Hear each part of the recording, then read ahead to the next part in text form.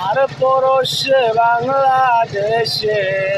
আধারে হয় রচনী হরজত বাবা শাহ জালাল যার রাজে